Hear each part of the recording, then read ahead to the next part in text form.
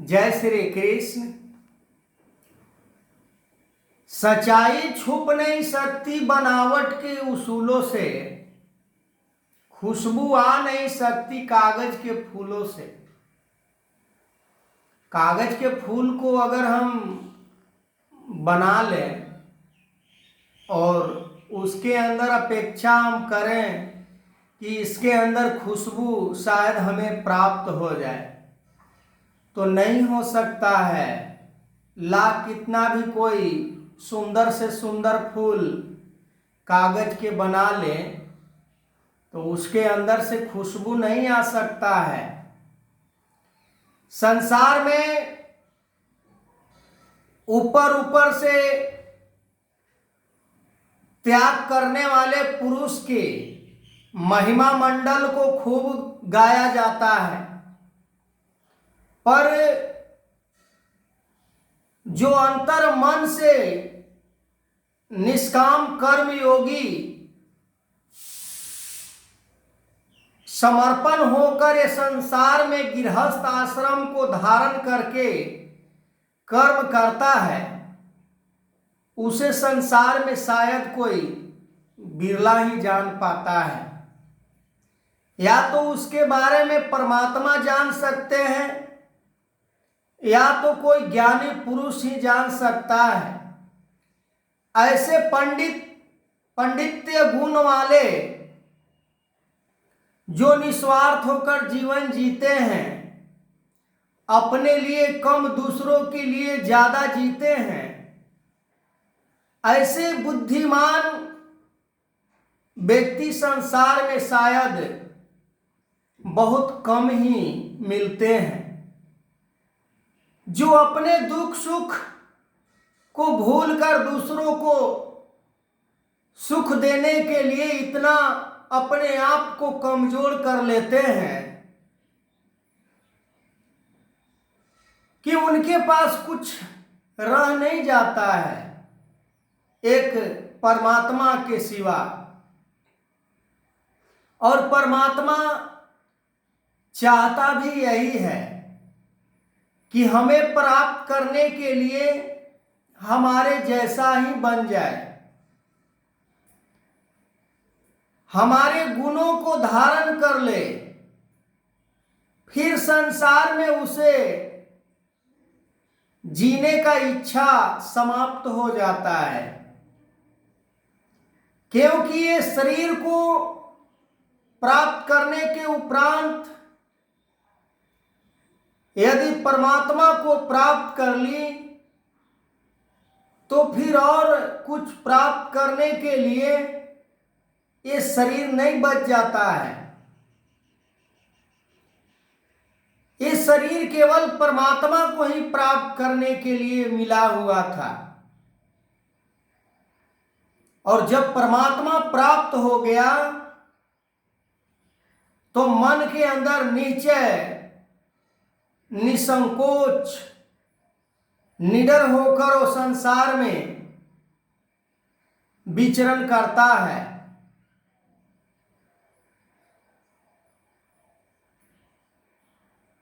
जैसे राम कबीरा एक भया कोई न सके पहचानी, वो जल्दी सोचता है कि हमें ये कुंभ रूपी शरीर से अपने साथ मिला लो भगवान। जैसे एक बूंद होता है, उसके मन में इच्छा होती है कि मैं सागर में मिल जाऊं, सागर जैसा मैं विशाल बन जाऊं। ठीक उसी प्रकार ये मानव जब परमात्मा को प्राप्त कर लेता है तो उसके पास किसी प्रकार के कोई इच्छा नहीं रह जाता। भोग भोजन भय निंद्रा नर पशु एक समान, ज्ञान अधिक एक नरन में ज्ञान बिन पशु जान। न उसे किसी भोग में आनंद प्राप्त होता है, न उसे संसार के किसी उत्पत्ति कार्यों में उसे रुचि होता है, किसी प्रकार के संसार के सुंदर से सुंदर वस्तु में भी उसका रुचि नहीं जाता। उसका तो बस एक ही प्यास होता है कि मैं कब इस परमात्मा रूपी अनंत सागर में मिल जाऊं। जैसे किसी गुब्बारे में हवा होता है और वो हवा यदि ये सोचे कि मैं विशाल हवा के अंदर कैसे विलीन हो जाऊं, तो जब गुब्बारा फूटता है तब वो विलीन हो सकता है। शरीर रहते हुए ये परमात्मा के अंदर ये स्थूल शरीर तो जीवन जीता ही है, इसके अंदर विचरण तो करता ही है, पर शरीर से जब इस आत्मा की जब अलगाव होता है तो शरीर, और ज्ञानी पुरुष यहां तक भी देखते हैं कि शरीर को एक तरफ और इस आत्मा को एक तरफ करके अपने इस शरीर को देखते हैं, और तब उसे इस शरीर से, अपने इस शरीर से घिनना आता है। अपने इस शरीर में रहने का उसका इच्छा नहीं होता। एक जंगल में एक मुसाफिर रास्ते को तय कर रहा था। जाते जाते अंधेरा हो गया, घना घोर जंगल, जहां पर न कोई घर है न कोई अच्छे रहने का स्थान है।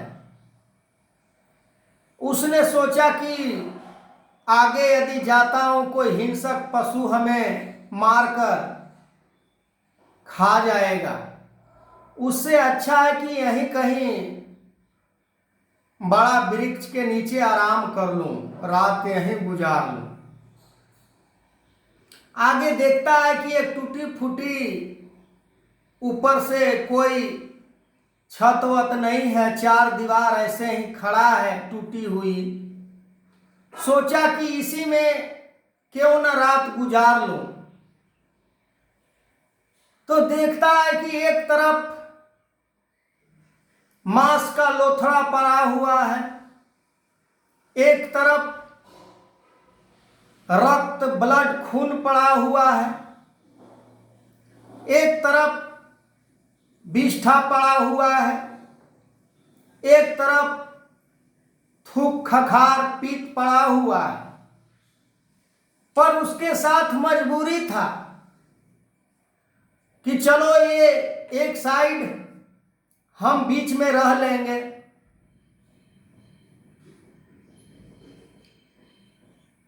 उसने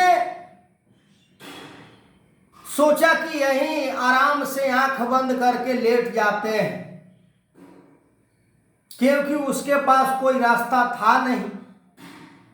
कहने का मतलब कि हम इस शरीर में रहते हैं, यही वो चार दीवार रूपी ये टूटी हुई घर जिसका कोई अस्तित्व नहीं है, ये सारे प्रकृति से ली हुई चीज, और इसके अंदर मांस का लोथड़ा, विष्ठा, थूक खखार, रक्त, सभी चीज पड़े हुए हैं, और इसी में हम रहने का और इच्छा जाहिर करते हैं कि कुछ और मेरा उम्र परमात्मा बढ़ा दे। और आज तो इंसान की ऐसी हालत बन चुकी है कि इंसान सोचता है कि ना जाने कितना हमें लंबा उम्र मिल जाए, ताकि मैं भोग विलास वासनाओं में लिप्त होकर अपना जीवन इसी को सजाता रहूं। लोगों को दिखाता रहूं, ऐशो आराम से जीवन मान सम्मान प्राप्त करता रहूं। छी, ये परमात्मा को प्राप्त करने के उपरांत इस शरीर में रहने का क्षण मात्र भी इच्छा नहीं करता। आगे मैं इस वीडियो को कंटिन्यू करूंगा, तब तक के लिए जय श्री कृष्ण।